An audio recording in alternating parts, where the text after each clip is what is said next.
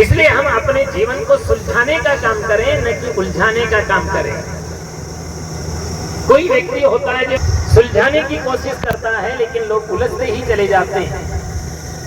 इसलिए हमें उलझने का नहीं काम करना है, हमें तो सुलझ करके जीने का काम करना है। सदगुरु कबीर साहब कहते हैं कि कबीर जब हम पैदा हुए जगत हंसा हम रोए, और ऐसी करनी कर चलो कि तुम हंसो और जग रोए। मनुष्य को जीवन भी ऐसा जीना चाहिए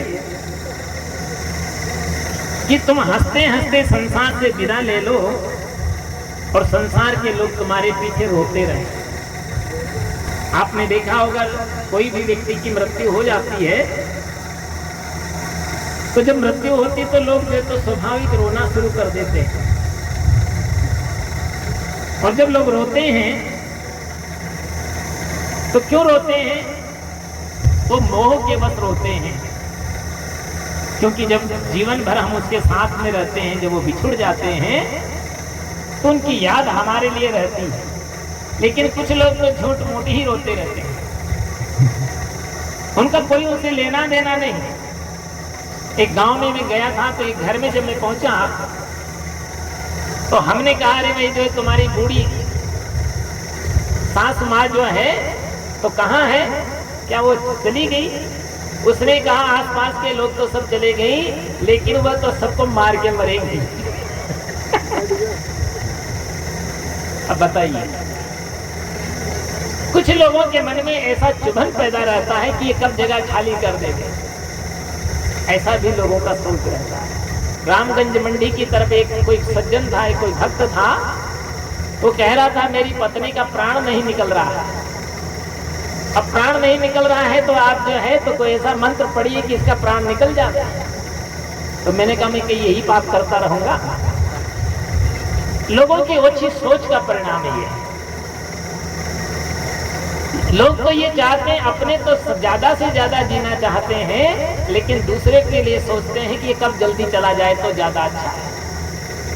लेकिन ऐसा नहीं है। मन में ये भाव रखिए कि ज्यादा से ज्यादा हमें इनकी सेवा करने का सौभाग्य मिले, ज्यादा से ज्यादा जो है हमारे शरीर से भलाई का काम हो सके, ज्यादा से ज्यादा हम परोपकार कर सकें, ज्यादा से ज्यादा सेवा का लाभ ले सकें, ऐसा काम हमें मिले। इससे बड़ा कोई सौभाग्य दुनिया में कुछ नहीं होता है। इसलिए हर व्यक्ति को चाहिए कि हम अपने जीवन में कुछ ऐसा सेवा का कार्य करें जिससे लोग जो है आपके न रहने के बाद भी आपको लोग याद करते रहें। और याद कौन करता है? जो सेवा का काम करता है उसको लोग याद करते हैं। याद दो प्रकार से करते हैं लोगों को, एक अच्छा काम करने वाले को भी याद किया जाता है और एक गलत काम करने वाले को भी याद किया जाता है। अभी आपने सुना होगा, आज ही मैं अखबार में पढ़ा था कि एक डॉक्टर था, उस डॉक्टर का नाम ही था डेथ। डॉक्टर डेथ ने जो तो 100 मर्डर किया उसने। कितना? 100 मर्डर किया है। 100 लोगों की किडनी निकाल करके 100 लोगों को उसने मार डाला और उसको जो भी लोग थे उनकी जो शरीर था उसको मगरों का भोजन बना दिया। 125 लोगों की किडनियां निकाल करके बेच डाली उसने। और उसके बाद जो है वो जब पकड़ा गया उसको जेल में, सेंट्रल जेल में रखा गया और बेल पर छूटा कुछ समय के लिए, और उसके बाद वो फरार हो गया जो नहीं मिला। और फिर जाकर के वो साधु बन गया, बड़ी बड़ी दाढ़ी बढ़ा दी। साधु कोई भी बन सकता है ना? बड़ी बड़ी दाढ़ी बना लिया, बढ़ा करके जो है तो उसने अपना नाम रखा दयादास महाराज। क्या नाम रखा? दयादास महाराज नाम रखा। और जिसने जो है तो 125 लोगों का मर्डर किया है और अपना नाम बदल कर क्या रखा? दयादास महाराज। और कल ही जो है तो दौसा में वो पकड़ा गया है। दौसा जिले में एक रामेश्वर धाम करके एक मंदिर था, वहां पर बाबा जी के रूप में दयादास महाराज रह रहा था। और जो है तो पकड़ा गया और उसके कितने कारनामे खुलासे हुए अखबार में। कितना कितना लोग जो है तो पाप का काम कर रहे हैं, नाम रखते दयाराम। कितना बड़ा अपराध किया उसने अपने जीवन में किया है। जब तक आदमी के अंदर में ज्ञान का अभाव रहता है, जब तक आदमी के अंदर में सत्य का अभाव रहता है, जब तक आदमी के अंदर में सही संस्कार नहीं मिल पाते हैं, तो चाहे वो डॉक्टर बन जाए, चाहे मास्टर बन जाए, चाहे इंजीनियर बन जाए, चाहे वो कलेक्टर बन जाए, चाहे वो साधु बन जाए, चाहे राजनेता बन जाए, चाहे धर्म नेता बन जाए, तो वहां जाकर के भी अपराध करने का ही काम करता है। इसलिए जीवन में याद रखिए कि सबसे पहले हमें अपने बच्चों को भी ये सीख देनी चाहिए कि वो डॉक्टर बनने से पहले, मास्टर बनने से पहले, कलेक्टर बनने से पहले, इंजीनियर बनने से पहले उसको अच्छा इंसान बनाने की प्रेरणा आप दीजिए। अगर आप अच्छा इंसान बनाने की उनको प्रेरणा नहीं दिया आपने, तो आप समझ लीजिए कि वो जहां भी जाएगा वहां जो है तो पाप का ही काम करेगा। इसलिए व्यक्ति को चाहिए कि उनको पहले से हमें अच्छे संस्कार देने का काम करना चाहिए।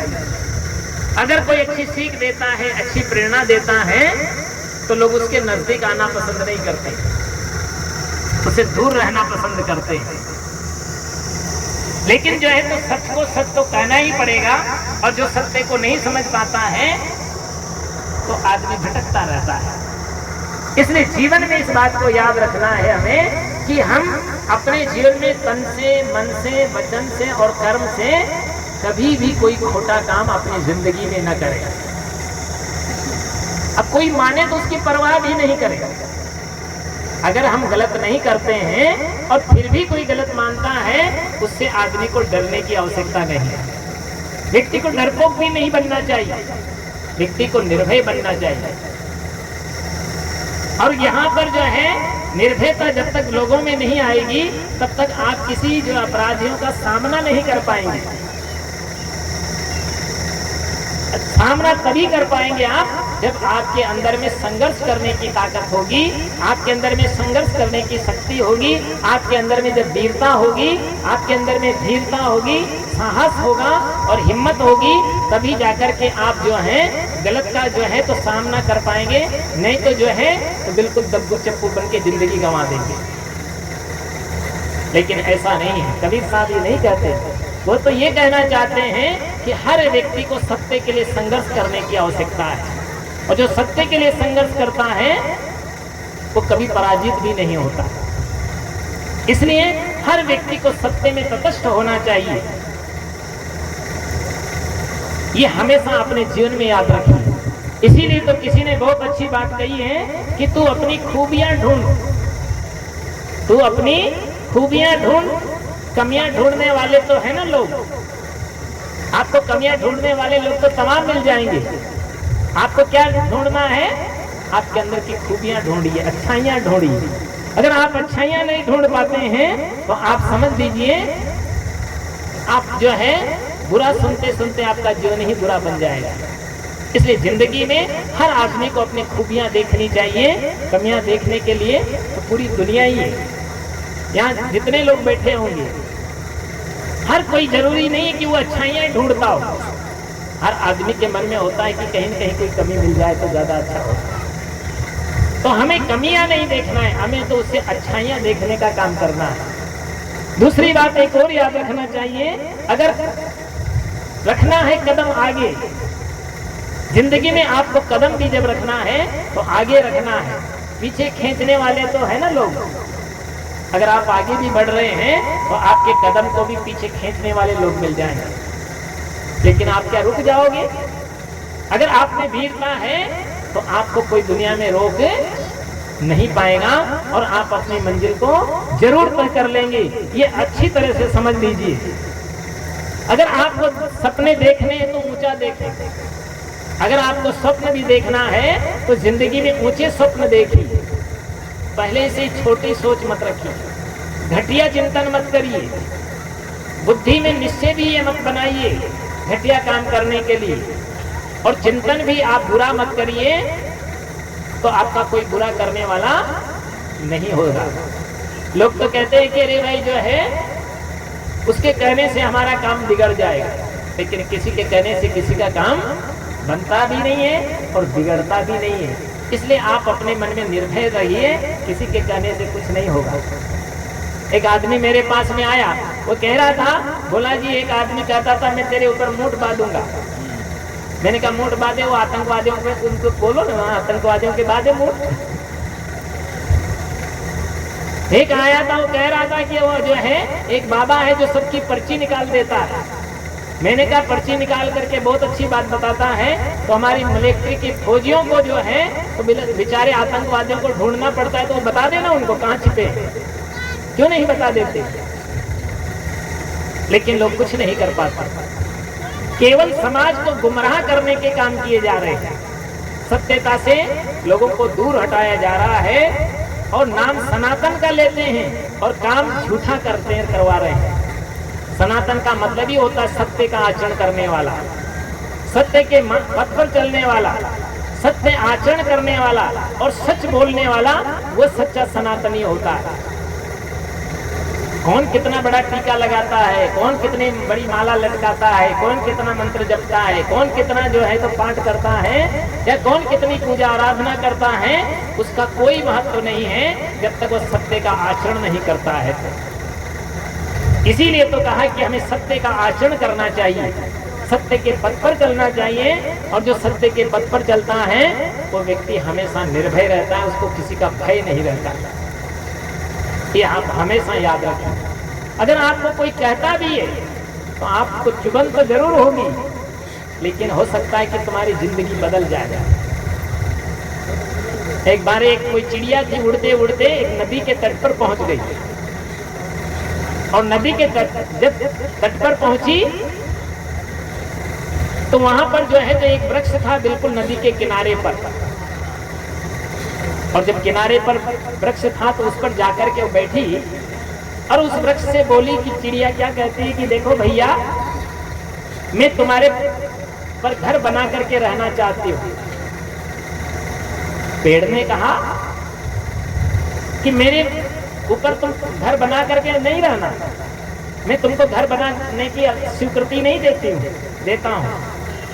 उसने कहा मैं तुम्हारा कुछ बिगाड़ूंगी नहीं, मुझे तो अपना घर बनाना है, अपने बच्चे प्रजनन करना है, थोड़े दिन पाल करके मैं उड़ जाऊंगी। पेड़ ने कहा नहीं, मैं स्वीकृति नहीं देता, मेरे ऊपर तुम घर बना करके नहीं रह सकती। चिड़िया उड़ करके वहां बगल में एक दूसरा बहुत अच्छा पेड़ था, उस पर जाकर के बैठी, और उस पेड़ से भी उसने यही कहा कि बोला आप कहें तो मैं अपना घर बना करके यहाँ रह सकती हूँ। उस पेड़ ने बड़ी खुशी से कहा कि देवी आप बड़े आराम से घर बना सकती हो, बड़े आराम के साथ में रह सकती हो, आप अपने बच्चे का पालन पोषण भी आराम से कर सकती हो, आप इसमें घर बना करके रह सकती हो। उसने कहा ठीक है। वो चिड़िया ने अपना घर बनाया, बच्चे दिए, पालन पोषण किया, और जैसे ही पालन पोषण किया तो संजोग ऐसा लगा कि कुछ दिन के बाद बारिश हुई, और बारिश हुई तो इतनी जोर से बारिश हुई कि नदी में बाढ़ आई, और बाढ़ आई तो इतनी तेजी से बाढ़ आई कि जिस पेड़ ने उसको मना किया था घर बनाने को, वो पेड़ उसी बाढ़ में बह करके निकल गए। बाढ़ में पानी में टूट करके गिर गया, और जब वो बहते हुए जाने लगा तब वो चिड़िया हंसने लगी, इतनी खुश हुई कि देखो इसने मेरे को घर बनाने से मना किया था, और जो है तो उसका परिणाम क्या हुआ कि आज देखो टूट करके नदी में बह रहा है। उस पेड़ ने उस चिड़िया से कहा कि आप इतनी खुश क्यों हो रही हैं? बोला मैं इसलिए खुश हो रही हूं कि तुमने मेरे को अपना घर बना करके रहने नहीं दिया। उसने कहा अच्छा।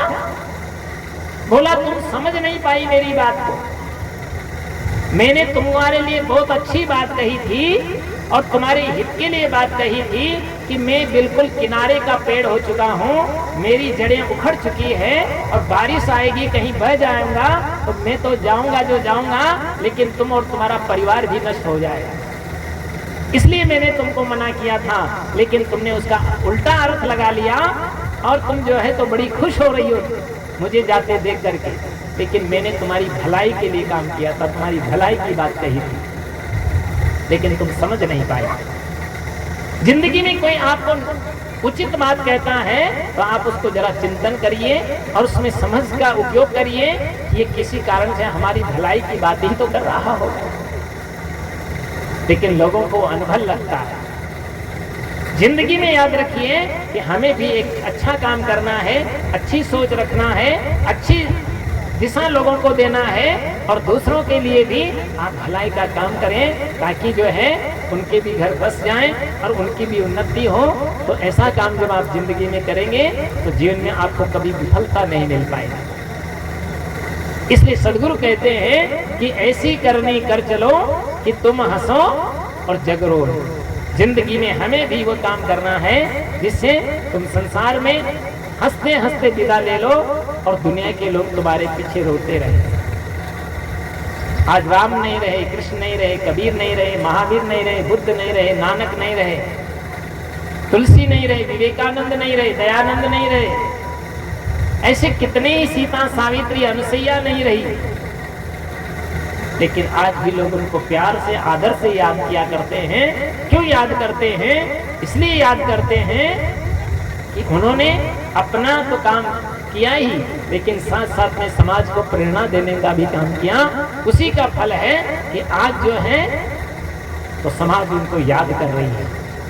इसलिए हमें भी अपने जीवन में अच्छा काम करना है, भक्ति के मार्ग पर चलना है, सत्य का अनुसरण करना है, धर्म का आचरण करना है, और साथ साथ में परोपकार करके अपने जीवन को जीना है।